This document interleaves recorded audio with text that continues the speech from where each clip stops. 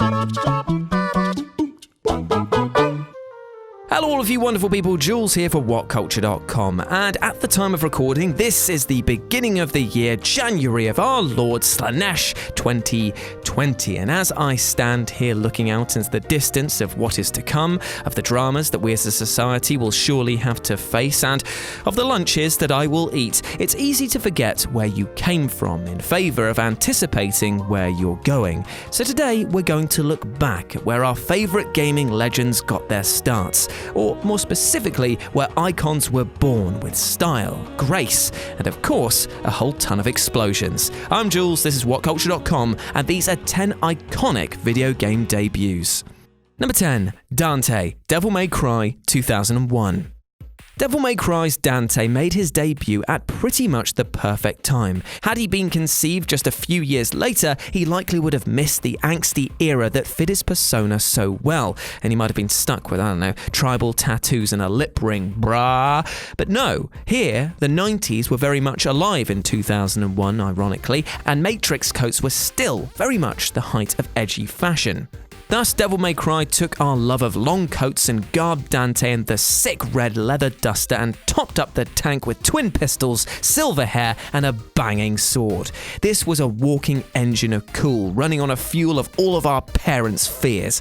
It was bloody brilliant. And sure, he was more cheesy than a love scene written by a fromagioed George Lucas, but at the time it was a brilliant slice of societal fantasy. Couple this with a rocking soundtrack and a brilliant opening where he shot a bloody bike back with his own bullets and then walked off a sword to the chest like it was a mild irritation, and you knew you had an absolute badass on your hands. Number 9, Samus Aran, METROID 1986. METROID, originally released in Japan by Nintendo in 1986, was a fast and frantic title with a true sense of challenge to it. Nowadays, it's a series that perfected its own genre and then moved into FPS waters to show them how it was done as well. And at the forefront of this flagship franchise is the female who's hard as nails, Samus Aran. As a heavily armoured badass galactic bounty hunter, she takes the fight to the evils of the galaxy, including the titular Metroids. And with those shoulder pads alone, she's definitely going to be standing out, right? Well, let's remember that for the longest time, one of the best secrets in the video game industry was that Samus was indeed a woman. It's not a mind-blowing concept in this day and age, but at the time, this surprised players who managed to beat the game under a specific time when she removed her armour. This secret, coupled with the outstanding design of the game itself, meant that she was instantly catapulted into the spotlight and was rightly lauded as one of the first female protagonists of gaming, and was a massive step forward for diversity in the industry. Number 8, Master Chief, Halo Combat Evolved, 2001. Halo's main man and mascot, Master Chief, is a staple of the gaming industry. Originally appearing in 2001's Halo Combat Evolved, this Space Marine was at the forefront of one of the biggest sci-fi shooters in history. The original title was a groundbreaking success for Microsoft, and thanks to its often brilliant campaign and always excellent multiplayer, it's remained in the public eye for years. You couldn't ask for a better platform to launch an icon from. Chief's dry and often sarcastic tone fit beautifully with the overblown space opera that was playing out around him. This was a being that would not be beaten, who would always overcome the odds. And when you had amazing set-piece levels like the Silent Cartographer and enemies as memorable as the Covenant and the Flood, how could you ask for more? Plus, that Warthog level at the end, that was absolute bliss. Audiences couldn't wait to see more of this big green beauty and his marvellous magnum. Number 7, Kratos, God of War 2005. Everyone's favourite rage monster Kratos exploded onto PS2s globally in 2005. This tale of a Spartan warrior tricked by Ares into murdering his wife and child is a dark one that will stick with many players as a unique and unforgettable introduction to the franchise. Betrayed by Ares and thirsting for revenge, Kratos is best known for his two emotions, anger and pure unadulterated rage. And yes, there are subtleties between the two. This hack-and-slash action game delivered in spades and wasn't afraid to push the violence and adult themes to the extreme as the player took boldly on a beheading spree. We need only look at 2018's reboot of the series to see how far Kratos has come since his debut. We now have a brooding, mature father figure who's looking to teach lessons rather than just stab and shag his way across the world. But while his hard-on for violence might have softened ever so slightly, one need only look back at the sheer aggression present in 2005 to see the fury that lies just below the surface. At this point in time, we didn't need deep characters. What we, as an audience, wanted was a badass, and this game offered that plus a whole lot more.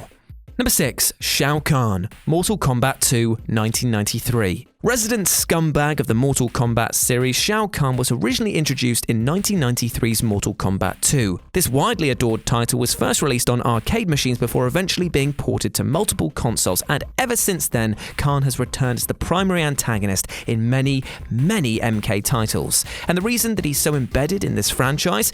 Well, it was because he was an absolute arse to beat. He is the champion of champions, the king of kings, and the cheapest son of a bitch in gaming, with attacks that will abuse your health bar and a defense that will laugh at your pitiful attempts to stop his ambitions of taking over Earthrealm. His ridiculous difficulty made him the being to beat in the heyday of the arcades, and kids would throw down stacks of cash in order to do so. It's rare that you'll see a character loved specifically for just how much people hated him, and yet those that have bested this beast truly deserve those bragging rights, as he was bloody tough. Number 5. Crash Bandicoot, 1996. Back in the day, everybody wanted a mascot. Nintendo had Mario, Sega had Sonic, WhatCulture has me, and Sony, well, for a while Sony had, little to nothing, and then suddenly, oh, hello, Crash. The result of a mutation experiment by evil Dr. Neo Cortex gone wrong, Crash finds himself up against an army of mutated animals after escaping from Cortex's castle as he tries to rescue his girlfriend at the time, Torna. Crash's debut lit the spark on a whole genre of 3D platformers, and the original PS1 trilogy is still held aloft as some of the greatest of its ilk. To top it all off, this was the game that put Naughty Dog on the map and afforded them a license to go on and spawn countless other brilliant games. You can thank this cheeky Red Devil for Jak and Daxter, the Uncharted series, and even The Last of Us, all of which sprung from a game which at one point in time was titled Sonic's Arse. Brilliant.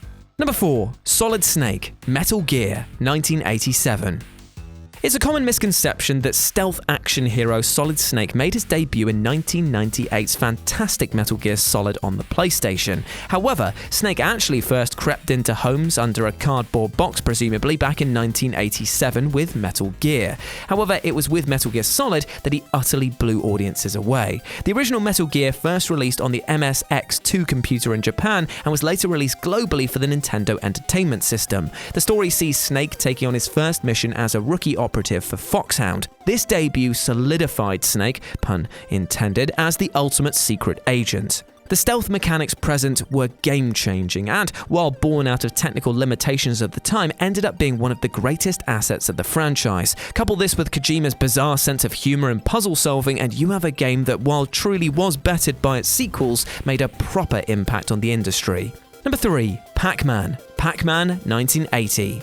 Pac-Man is without a doubt the quintessential arcade gaming mascot. First entering into the scene back in 1980, the little yellow hero became a figure that was instantly recognizable the world over. He and his wife dominated the arcades, and it's still going strong to this day, but it was his debut that truly defined his run, being a huge success thanks to its simplistic design and truly addictive gameplay. It's credited as one of the arcade's biggest booms, drawing fans from all over the world thanks to its inclusive style and easy to pick up mechanics. The sheer thrill of outwitting a ghost only to turn the tables and munch on them for a change is still one that I remember from my youth. And I tell you, I was absolutely gassed when he showed up in Smash to drop hydrants on all my friends. Good times. Number 2. Mario, Donkey Kong, 1981. Nintendo superstar Mario surely has to be the world's least reliable plumber, right? I mean, it took us years to actually see him even fix a pipe, and Nintendo actually retracted his profession seeing as he never got off his stool to go fix the bloody broken gent's toilet.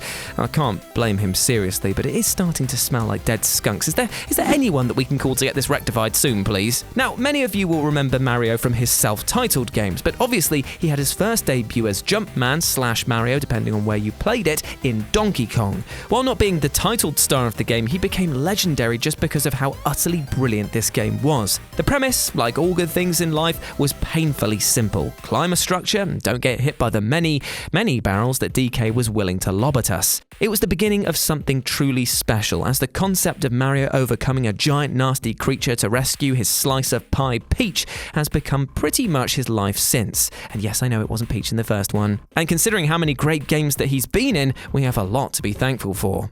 And number 1, Sonic. Sonic the Hedgehog, 1991. Sonic the Hedgehog was originally conceived in 1990 as a character to contend with Nintendo's Mario. And you know what? For a mascot born out of company rivalry, Sonic did a bloody good job of sticking around. And he has had a bit of a rocky career over his tenure at the top of Sega, and in all honesty, it did take fans of the franchise to help make him relevant again with Sonic Mania, but still, in the 90s, he was like a prize fighter, speeding around, grabbing rings, and basically being a rude dude with an absolute tood. And can you think of anything more iconic than Green Hill Zone Act 1? This honestly might be one of the most perfect debuts you could ask for. Vibrant graphics, multiple paths to explore, and a bumping soundtrack that added to the sheer thrill of blazing through this level. It's absolute bliss, and it may well be the sole reason why many stuck with Sonic through his wilder years. And there we go, those were 10 iconic video game debuts. Let me know what you thought about it down in the comment section below, my friends, as well as any other ones, because I'm sure there are tons more. There's more than 10 brilliant debuts for video game characters. Go on then, I challenge you, put them down, your own list down there. Maybe I'll return and do a commenters edition further down the line.